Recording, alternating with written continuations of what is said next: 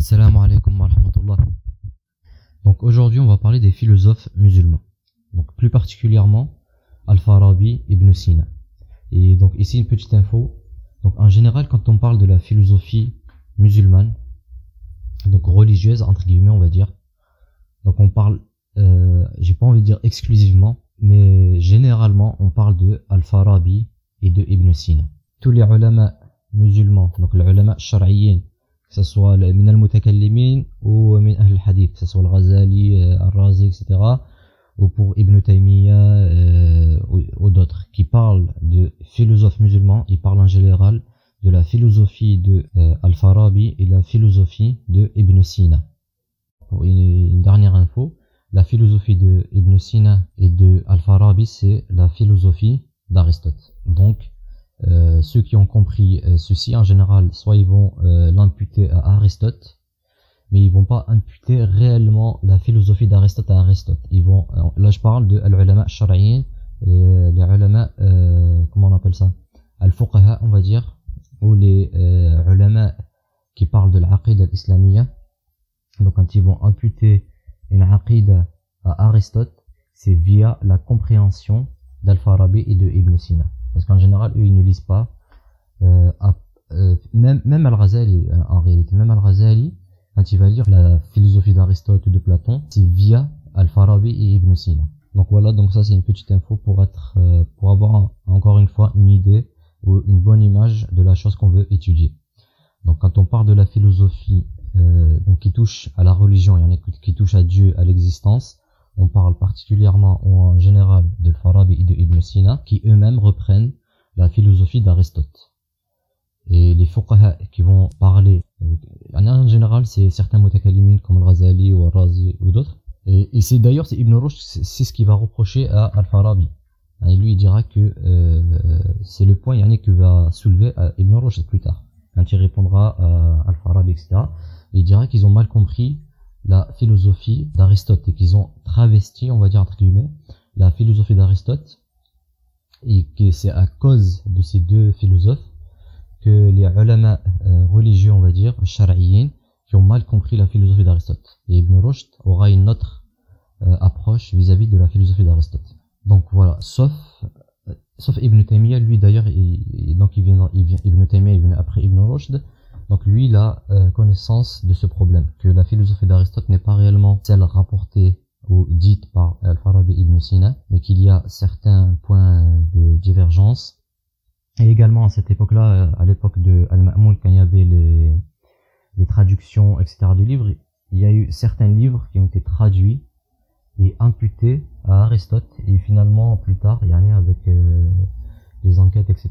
Et ces livres se révèlent ne pas être d'Aristote. Ça c'est une excuse entre guillemets pour Al-Farabi et Ibn Sina.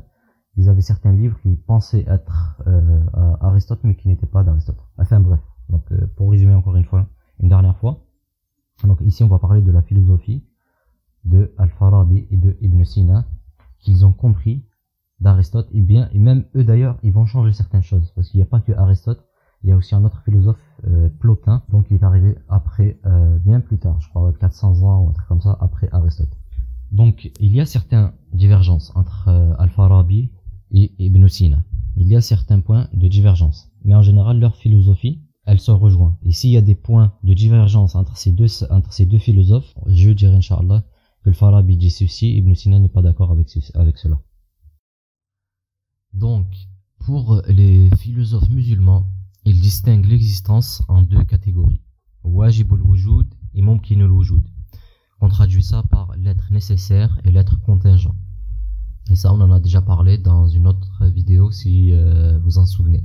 Donc, wajibul wujud et mumkinul wujud, l'être nécessaire et l'être contingent. Donc, pour faire simple, l'être nécessaire ou wajibul wujud, c'est ce qu'on peut expliquer par la raison ne peut pas imaginer son non-existence. Ou en d'autres termes, son existence est obligatoire. La raison ne peut imaginer son non-existence. Comme par exemple, il y en a l'exemple que nous avons déjà cité, par exemple le sel. Quand on parle du sel, le goût salé dans le sel est obligatoire. Il y en a la raison ne peut pas imaginer un sel qui n'est pas salé. Parce que si la chose de laquelle on parle n'est pas salée, ce n'est plus du sel. Donc obligatoirement, le sel doit être salé. Et la raison ne peut imaginer un sel qui n'est pas salé. Donc on peut dire par exemple ici que le goût salé pour le sel est nécessaire, en reprenant les termes français ou la traduction française, ou en reprenant les termes de Ibn Sina, il est wajib, il est obligatoire. Le goût salé dans le sel est obligatoire et on ne peut pas imaginer un sel qui n'est pas salé. Donc ici, c'est un exemple. Et quand on va parler de l'existence, donc comme nous avons déjà vu chez Aristote, et plus particulièrement chez les musulmans, une chaîne de tasalsul obligatoirement doit avoir un début. Donc on ne peut pas imaginer une chaîne à l'infini, dans le passé par exemple. Une chaîne qui n'a pas de début dans l'infini est impossible, parce que comme nous avons déjà vu, une chaîne sans début implique la non-existence. Ici on parle de l'existence. Par exemple, chaque corps a eu besoin d'un autre corps pour exister sans début, ça implique la non-existence comme nous avons déjà vu. Et je vous renvoie aux vidéos que nous avons déjà fait quand on a parlé d'Aristote, je crois. Donc obligatoirement, une chaîne doit avoir un début, ou du moins une origine, comme nous avons vu avec Aristote. Et ici, l'origine pour les philosophes musulmans, donc puisqu'ils suivent la philosophie d'Aristote et de Plotin, est l'être nécessaire. C'est ce qu'ils appellent l'être nécessaire, un être obligatoire d'existence. Imaginer la non-existence de cet être est impossible par la raison. Et ensuite, il y a ce que nous appelons, ou la traduction française elle dit, l'être contingent, ou mumkin al-wujud. Et c'est plus explicite en arabe, mumkin al-wujud, c'est-à-dire qui est possible d'existence. Ce qu'on peut expliquer par qu'un être ou un objet, un corps, la raison peut imaginer son existence comme elle peut imaginer son non-existence. Comme dans l'exemple que nous avons déjà cité, par exemple, un plat qui est salé. Donc la raison, elle peut imaginer un plat qui est salé et un plat qui n'est pas salé, par exemple. Et imaginer un sel qui n'est pas salé est impossible. Puisque s'il n'est pas salé, ce n'est plus du sel. Donc quand on parle du sel, obligatoirement, nécessairement, donc le sel, il est salé. Et quand on va parler d'un plat ou d'un ce que vous voulez, donc la raison peut imaginer que le plat il est salé et elle peut imaginer que ce plat n'est pas salé. Il existe. Et ici, pour l'être contingent ou mumkin al-wujud, donc ici on parle des corps. Donc la raison peut imaginer l'existence, par exemple, de la Terre, et elle peut imaginer son non-existence. La non-existence de la Terre n'implique pas une impossibilité dans la raison, et imaginer son existence également est possible.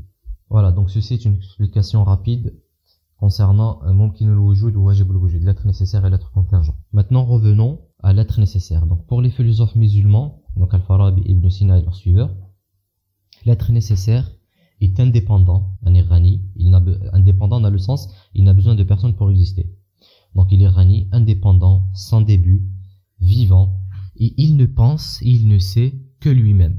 Donc il ne pense, ne sait, ne raisonne, ou donc ici on parle de la science en réalité, donc ne sait que lui-même. Ici c'est particulièrement pour Al-Farabi et les suiveurs de Al-Farabi, et non pas Ibn Sina. Ici Ibn Sina il va se distinguer d'Al-Farabi.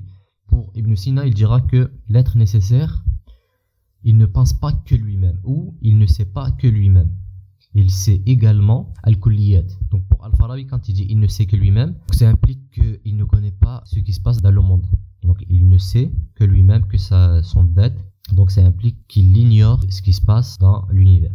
Il ne connaît pas l'existence de la Terre, il ne connaît pas l'existence de l'univers. Donc ce qui se passe dans l'univers, sur Terre, sur ce que vous voulez. Donc ça, c'est ce que ça implique. Et d'ailleurs, c'est ce qu'a dit Aristote. Donc ici, Al-Farabi suit l'avis d'Aristote sur ce point-là. Et pour Ibn Sina, il va diverger avec Al-Farabi et Aristote. Il dira qu'il sait lui-même et également, il sait al-kulliyat. Il pense al-kulliyat. Pourquoi? Parce que comme nous avons déjà vu, al-kulliyat, c'est le contraire de al-muayyanat. Donc al-muayyanat, c'est les choses particulières que nous voyons dans la vie de tous les jours. Par exemple, la lune, c'est quelque chose de muayyan. Un tel, Zayd, Amr, c'est un muayyan. Et al-kulliyat, c'est l'idée absolue qui va rassembler ces choses. Par exemple, un homme, quand on va parler d'un homme, donc on ne parle pas d'une personne en particulier, mais un homme, c'est un mot ou une idée que nous avons dans l'esprit quand on pense les êtres humains, par exemple. Donc un homme, c'est al-kulliyat. Si vous voulez, par exemple, animaux, c'est al-kulliyat. Insectes, c'est un kulliyat. Donc je vous renvoie à la vidéo sur Platon pour connaître al-kulliyat. Et donc pour Platon et pour les suiveurs de cette école-là, al-kulliyat ont une existence réelle. Et ce ne sont pas de simples idées dans l'esprit des êtres humains. Donc ces kulliyat ont une existence réelle. Et donc pour revenir à Ibn Ibn Sina, l'être nécessaire, il pense lui-même et il connaît également al-kulliyat. Donc ici, ça implique également qu'il ne connaît pas al-muayyanat. Il ne connaît pas particulièrement qu'il y a eu tel événement, par exemple. En 39, par exemple, il y a eu la Seconde Guerre mondiale. L'être nécessaire ne le sait pas. Mais il connaît, par exemple, qu'il y a des hommes. Et il connaît, par exemple, qu'il y a des chevaux. Et pourquoi, en fait, ça... D'ailleurs, on va en reparler de pourquoi cette distinction pour Ibn Sina. Et nous verrons plus tard la réponse de Ibn Taymiyyah sur ce point-là. Pour tout le monde, pour al-uqala. Donc, al-muayyanat, elle change. C'est ce que nous voyons dans la vie de tous les jours, ça change. Donc, ce que nous appelons al-muayyanat. Et al-kulliyat, elle ne change pas. Et l'être nécessaire, comme nous avons vu pour Aristote et les philosophes et les mutakallimin en général, il ne peut pas changer. Et donc, lui attribuer des choses qui changent, ça implique que l'être nécessaire change. Et donc, en suivant leur fondement que l'être nécessaire ne peut pas changer, Al-Farabi, Aristote et même Al-Mu'tazila d'une certaine manière, ils ont nié la science pour l'être nécessaire. Et ici, Ibn Sina, il va essayer de résoudre ce problème. Parce que même à l'époque de Platon, Platon lui-même dit dire que l'être nécessaire est ignorant, en parlant de Dieu, est une chose fadih en arabe, qu'on pourrait traduire par inquiétante ou quelque chose de troublant, par exemple. Donc même à l'époque des philosophes grecs, attribuer l'ignorance à Dieu est quelque chose de n'est pas normal. C'est une conclusion qui fait peur, même à cette époque-là. Et donc, pour Ibn Sina, pour résoudre ce problème, il dira qu'il connaît al-kulliyat. Al-kulliyat, comme nous avons déjà vu, elle ne change pas. Par exemple, quand on va penser, et les pensées en général, elles ne changent pas. Parce qu'on peut ni les saisir, ni les toucher, ni les montrer du doigt, ni rien du tout. Donc c'est une pensée, elle ne change pas. Donc il va essayer d'atténuer un petit peu cette conclusion, donc un peu choquante, qui fait peur, etc., troublante. Il va attribuer al-kulliyat à l'être nécessaire. Donc voilà la différence entre Ibn Sina et Al-Farabi concernant l'être nécessaire. Donc revenons à Al-Farabi. Et ici, ensuite, ils vont partager, en général, tous les philosophes, ils vont partager sa théorie qu'on va voir. Donc la théorie, c'est comme ceci. Donc Al-Farabi, il y a l'être nécessaire qui se pense lui-même. Il ne pense et il ne sait que lui-même. Et par sa pensée de lui-même émane une première intelligence. Donc je répète, par sa pensée de lui-même émane une première intelligence, un premier intellect, un aql en arabe si vous voulez, ou un moteur, en reprenant les termes d'Aristote. Donc c'est le premier moteur. Par sa pensée de lui-même émane, on va expliquer ce que c'est l'émanation, émane un deuxième moteur. Mais ici, donc entre parenthèses, avant d'entrer dans les explications, il y a divergence. Ça c'est en général pour les gens qui veulent approfondir sur ce sujet-là, que ce soit en arabe, que j'ai remarqué, et au début j'ai eu du mal à comprendre. Enfin, à comprendre, en fait ça n'empêche pas de comprendre, mais ça trouble un petit peu au début. Certains philosophes, en fait, ils vont appeler le premier moteur. Donc quand on va lire Aristote, donc il parle du premier moteur, c'est-à-dire Dieu. Et certains philosophes, ils vont pas appeler le premier moteur, donc Dieu, ils vont pas l'appeler premier moteur, mais l'être nécessaire. Et le premier moteur sera en réalité cette émanation qui vient de l'être nécessaire. C'est des divergences dans les noms, dans Tasmiyat. C'est un point auquel il faut faire attention. Certains philosophes vont parler du premier moteur, ou premier intellect, al-aql al-awwal en arabe. Donc premier intellect, première intelligence, premier moteur, mais ils ne parlent pas de Dieu. Ils parlent de cette émanation qui provient de l'être nécessaire. Donc qu'est-ce que l'émanation? Donc l'émanation, donc en arabe, c'est al-fayd. Et al-fayd, si nous voulons la traduire en français, qui veut dire en réalité déborder. C'est quelque chose qui déborde de l'être nécessaire. Donc l'être nécessaire, en se pensant lui-même, il y a quelque chose qui va émaner de cet être nécessaire, qui est un autre intellect comme lui, un moteur également comme lui. Sauf que, en termes de prestige, en termes d'attributs, il y a certaines différences. Mais chronologiquement, il n'y a pas un qui est avant l'autre. Donc dans le temps, il n'y a pas un qui est avant l'autre. Ils sont là dans le même temps, on va dire entre guillemets. Mais sauf qu'il y en a un qui est au-dessus de l'autre. Et Ibn Sina et Al-Farabi ils vont expliquer ceci par deux exemples. Pour faire la différence, pourquoi l'être nécessaire est au-dessus du premier intellect. donc de cette émanation qui provient de l'être nécessaire. Donc chronologiquement, il n'y a pas un avant l'autre. Donc ils sont tous là en même temps. Donc il y a deux exemples. Il y a l'exemple de Al-Fara de Ibn Sina qui prend de la main et de la bague ou de la clé. Et il y a l'exemple de la bougie et de la lumière. Donc ici, par exemple, on prend la lumière qui est la source de la lumière. Donc quand on va allumer une bougie ou une lumière, ou une ampoule, pardon, donc il y a le feu, puis il y a la lumière. Et à cette époque-là, on ne savait pas que la lumière, il y avait un temps entre le feu et la lumière. Donc, mais bref, soit en mettant cette erreur physique que les physiciens ont démontré, qu'il y a un temps entre le feu et l'émanation de la lumière du feu. C'est juste un exemple pour comprendre. Donc en prenant, par exemple, quand on va allumer une bougie, donc dans leur explication, il y a la lumière qui va émaner du feu.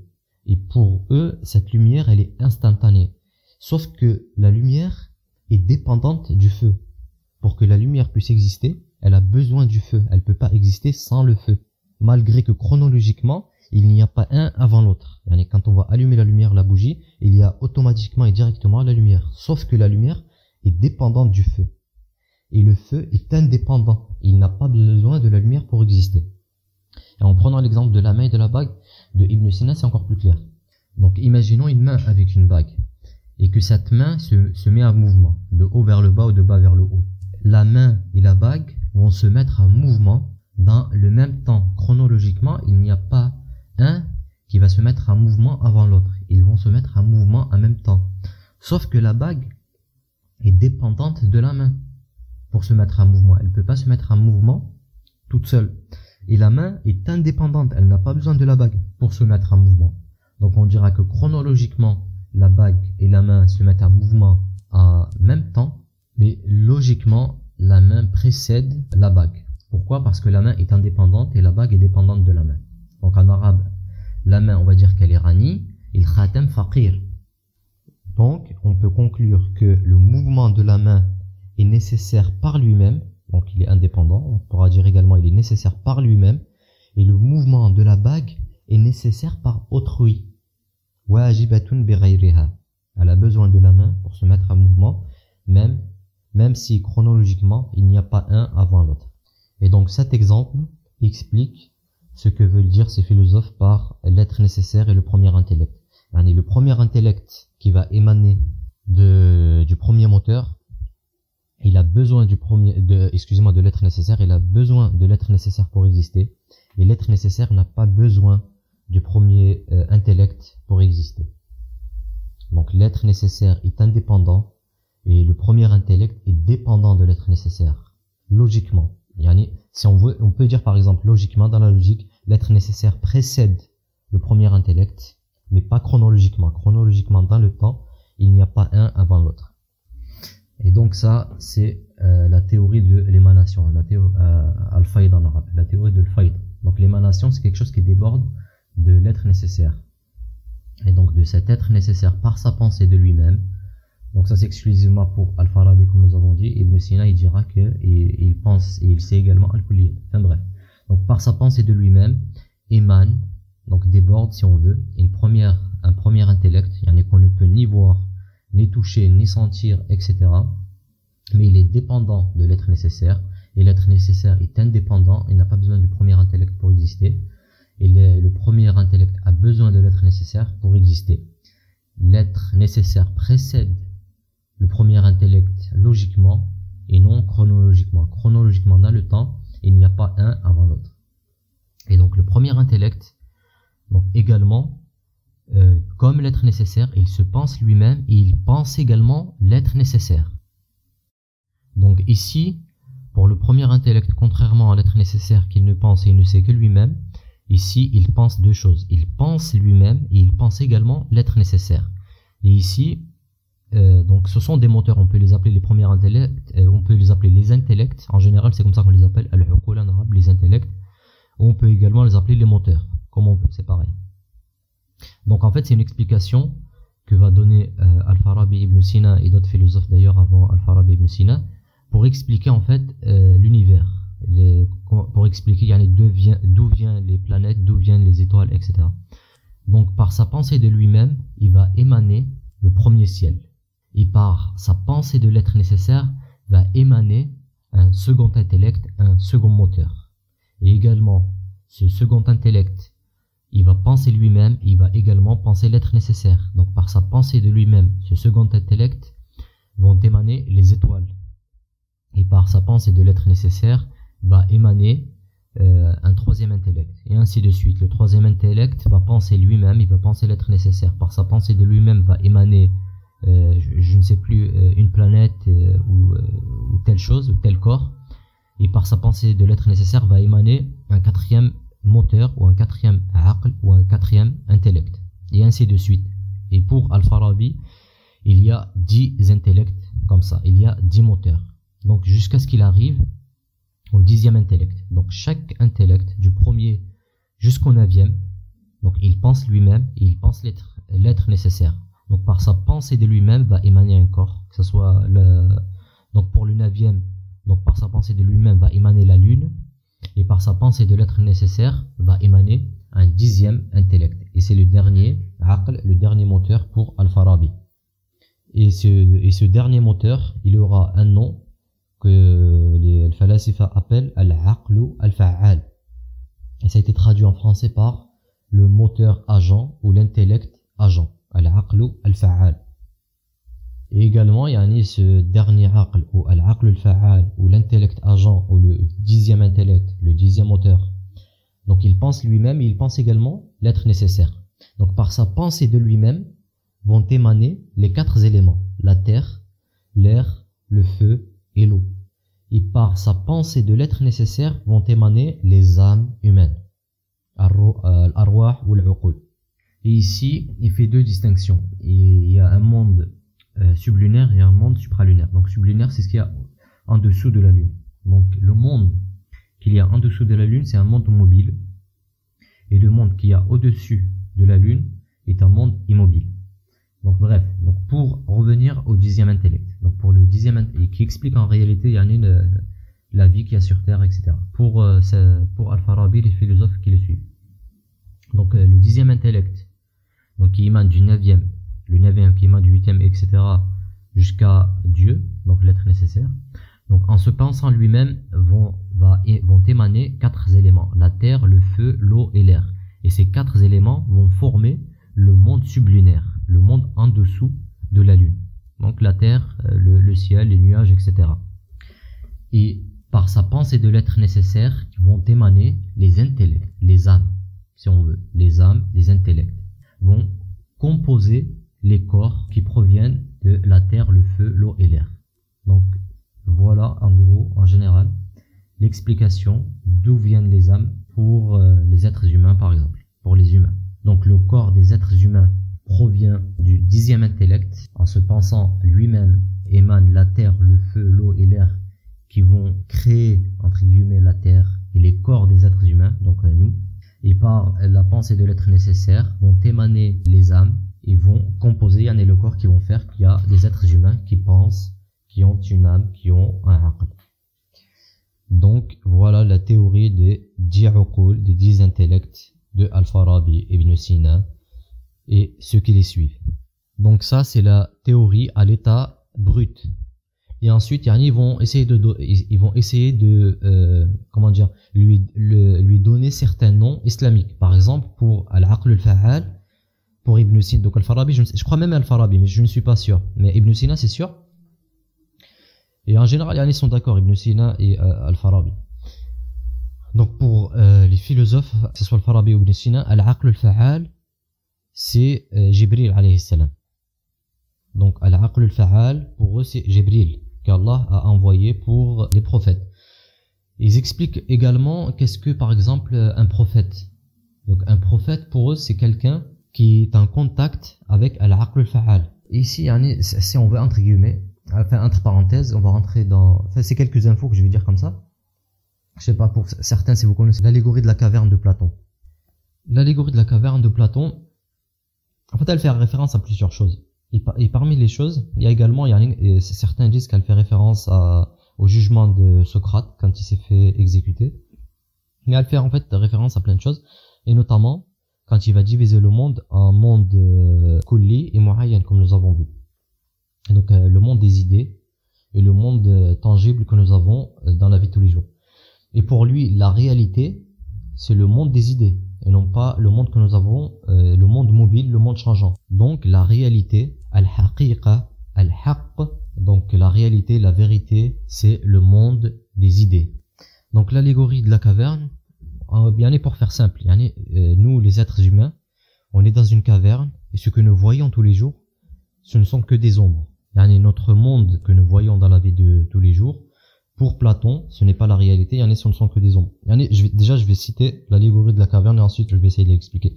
Les gens qui sont dans la caverne, ils sont enchaînés dos à l'entrée de la caverne et ils voient que les ombres qui proviennent des choses à l'extérieur de la caverne. Par exemple, s'il y a un arbre, s'il y a des gens qui passent, s'il y a des oiseaux, ils voient que l'ombre des choses qu'il y a à l'extérieur de la caverne. Ces gens-là qui sont enchaînés, ils sont dos à l'entrée de la caverne, il y a un mur devant eux, ils sont enchaînés, ils ne peuvent pas sortir, ils ne peuvent pas se mettre debout.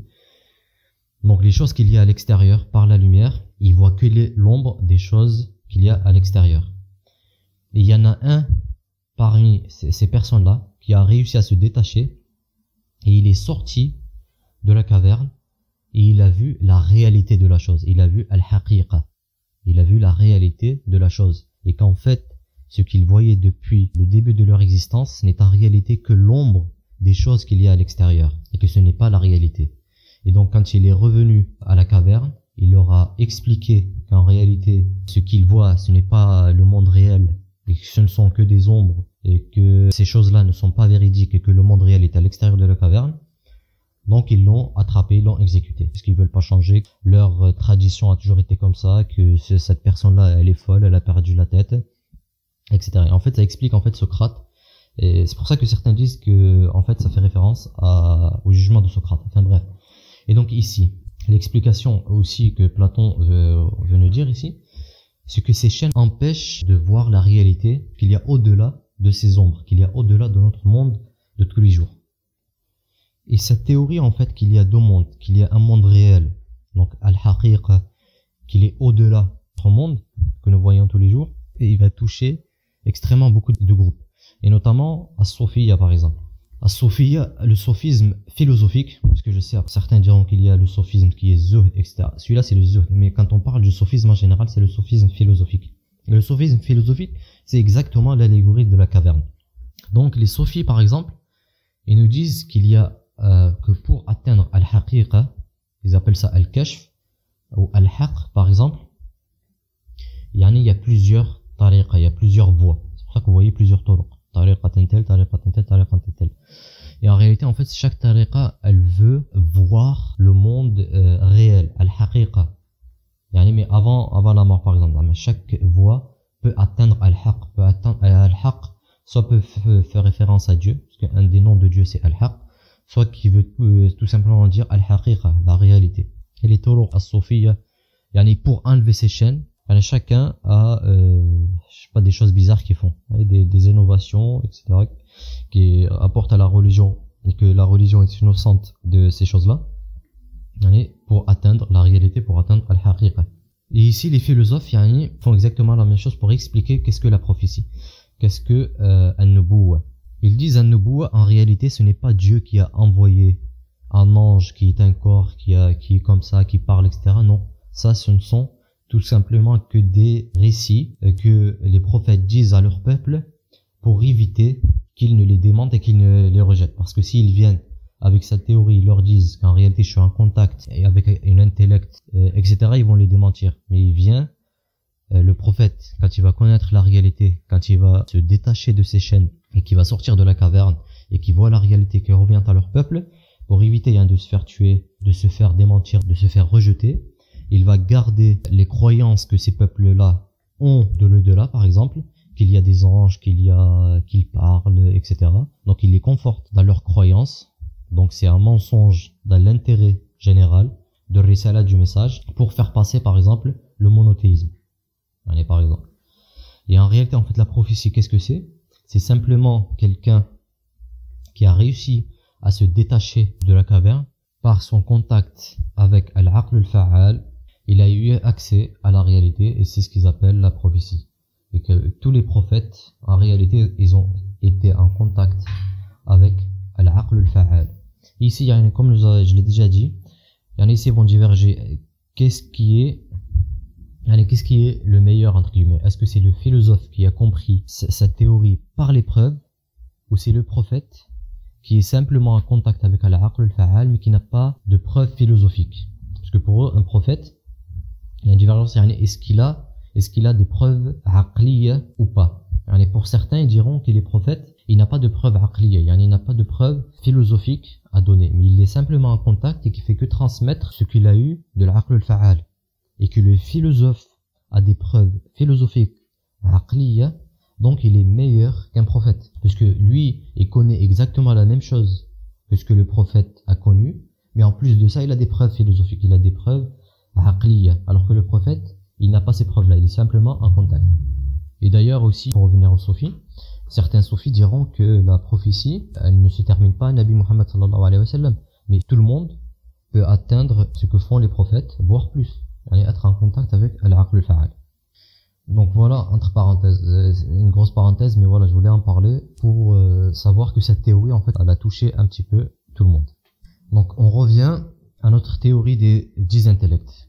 Donc tous ces intellects, comme nous avons dit, chronologiquement, ils ne sont pas après l'être nécessaire. Ils sont là, en termes chronologiques, il n'y en a pas un qui précède l'autre. Ils sont tous là en même temps, entre guillemets. L'être nécessaire, le premier intellect, le deuxième, le troisième, le quatrième, jusqu'à l'aql al-fa'al, il n'y a pas un qui précède l'autre. Ils sont éternels, qadim, ils n'ont pas de début. Puisque l'être nécessaire, il n'a pas de début. Donc il a toujours pensé lui-même. Et par sa pensée de lui-même, il y a toujours eu cette émanation du premier intellect. Et le premier intellect également, il est éternel. Il est qadim. Il n'a pas de début. Donc il a toujours pensé lui-même, il a toujours pensé l'être nécessaire. Donc par sa pensée de lui-même, il y a eu l'émanation du premier ciel. Donc le premier ciel également, il n'a pas de début, etc. Pour al-aql al-fa'al, il a toujours été là. Donc le monde, l'univers dans son ensemble, il n'a pas de début et il est qadim. Donc voilà l'explication de l'existence de l'univers par Al-Farabi et Ibn Sina. Donc nous avons l'explication brute et ensuite ils vont essayer d'islamiser en donnant des termes islamiques à certains moteurs, comme par exemple l'aql al-fa'al, ils vont dire que c'est Jibril. Ils vont essayer d'expliquer qu'est-ce que la prophétie. Ils vont également essayer d'expliquer d'où viennent les âmes. Et d'ailleurs, comme vous le savez, dans Tahabut al-Falasif al-Ghazali, il va reprocher aux philosophes 3 choses. Il va leur reprocher qidamul alam, que l'univers n'a pas de début, qu'il a toujours été là, qu'il est ancien, aussi ancien que Dieu, que l'être nécessaire. Il va leur reprocher quand ils disent que Dieu ne connaît pas al-juz'iyat ou al-mu'ayyanat, ça c'est pour Ibn Sina, ou qu'il ne connaît rien, comme pour Al-Farabi. Il va également leur reprocher que le jour de la résurrection, pour les philosophes, pour Al-Falasifa, le jour de la résurrection, Yawm al-Ba'th, ce ne sont pas les corps en fait qui vont revenir à la vie, mais ce ne sont que les âmes. Et ça maintenant on le comprend, parce que pour les philosophes, al-haqiqa, la chose réelle, ce sont al-kulliyat, et non pas al-juz'iyat ou al-mu'ayyanat. Al-mu'ayyanat, les choses mobiles, ce n'est pas la réalité. La réalité, ce sont al-aql, al-uqul, les idées ou al-kulliyat. Donc, ils disent que le jour de la résurrection, ce sont les âmes qui proviennent de l'aql al-fa'al en pensant l'être nécessaire qui vont revenir et non pas les corps. Et ça, c'est ce que Al-Ghazali leur a reproché. Donc, ces 3 choses, qidamul alam, le fait que Dieu ne connaisse pas al-juz'iyat ou al-mu'ayyanat, al-haditha, ou la résurrection des corps. Donc, pour Ibn Sina, la résurrection ruj'a, c'est la résurrection des âmes ou de la conscience. En fait, exactement pour Ibn Sina, c'est la conscience, c'est la aql, c'est la conscience.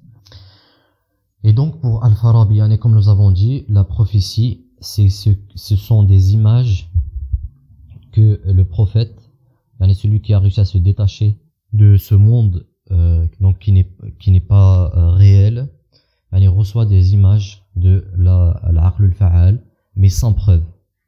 Ça c'est pour Al-Farabi, donc sans preuve. Alors que le philosophe, il a atteint la même vérité auquel a eu accès le prophète, mais en plus de ça, il a eu des preuves. Donc, ce qui est important à retenir. Donc, l'être nécessaire est indépendant, il n'a pas de début, c'est Dieu. Pour les philosophes musulmans, l'être nécessaire, c'est Dieu. Sauf que, soit il ne connaît rien de son monde, de l'univers, soit il connaît que le kulliyat, il ne connaît pas al-juz'iyat ou al-mu'ayyanat, il ne sait pas al-hawadith, par exemple les choses nouvelles. Comme je vous ai dit, il y a un événement, un tel événement, demain il va y avoir telle chose, ou hier il y a eu telle chose, l'être nécessaire ne le sait pas, mais il connaît al-kulliyat. Il connaît par exemple qu'il y a des planètes, par exemple, qu'il y a des hommes, qu'il y a ça. Il y a des choses qui ne peuvent pas changer. Mais les choses qui changent, al-hawadith, les choses nouvelles, ça, l'être nécessaire ne peut pas le penser, il ne le sait pas. Et de cet être nécessaire émanent 10 moteurs, 10 uqul, 10 intellects. Et chaque intellect émane de lui. Du premier va émaner le premier ciel, et ensuite une telle planète, des étoiles, une telle planète, jusqu'au 10e intellect duquel émanent les 4 éléments, le feu, la terre, l'eau et l'air, et les âmes, ou les intellects, ou la conscience. Et par les 4 éléments, donc ils vont former le monde en dessous de la lune, et les âmes vont composer les corps qu'il y a dans ce monde-là.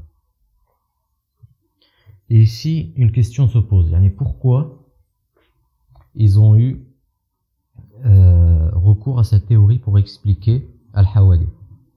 Pourquoi ces philosophes ils ont eu recours à cette théorie pour expliquer d'où viennent al-hawadith que nous voyons tous les jours. Donc il y a un principe auquel ils ne peuvent pas déroger, c'est que l'être nécessaire ne peut pas changer et il est immobile, un acte pur.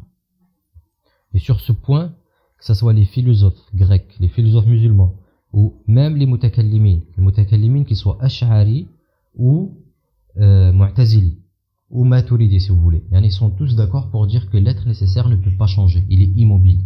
Et les plus proches, en termes de non-contradiction, ce sont les philosophes. Contrairement aux mutakallimin. D'ailleurs, Ibn Taymiyyah, il dira que, en termes de aqliyat, parmi les philosophes, celui qui a le moins de contradictions, c'est Aristote. En termes de aqliyat, c'est Aristote. En termes de non-contradiction avec ses fondements, c'est Aristote. Et ceux qui ont le plus de contradictions, ce sont les mutakallimin. Et ça, c'est exactement véridique, et de toute façon, on le verra. Et c'est pour ça que d'ailleurs, qu'Aristote n'explique pas d'où vient la matière. Pour lui, la matière a toujours été là, mais il ne donne pas d'explication réelle. On verra pourquoi. Et les philosophes, donc, donnent une explication à d'où vient la matière. Et les mutakallimin, en gardant toujours le premier fondement que l'être nécessaire ne peut pas changer, ou il est immobile. Et en termes de aqliyat, ceux qui ont le plus de contradictions, ce sont al-mutakallimin. Plus particulièrement, il y en a les mutakallimin qui se rapprochent de Ahlul Hadith. Il y en a ceux qui gardent le asl que l'être nécessaire, que Dieu ne peut pas changer, qu'il est immobile, tout en affirmant certaines choses. Il y en a qui est en totale contradiction avec que l'être nécessaire ne peut pas changer. Et les mu'tazili, en termes de aql, et d'ailleurs c'est pour ça que l'i'tizal va disparaître. Je pense en termes de contradiction, ce sont eux qui ont la plus grosse des contradictions, en niant les attributs à Dieu. Et ça, nous le verrons dans la prochaine vidéo.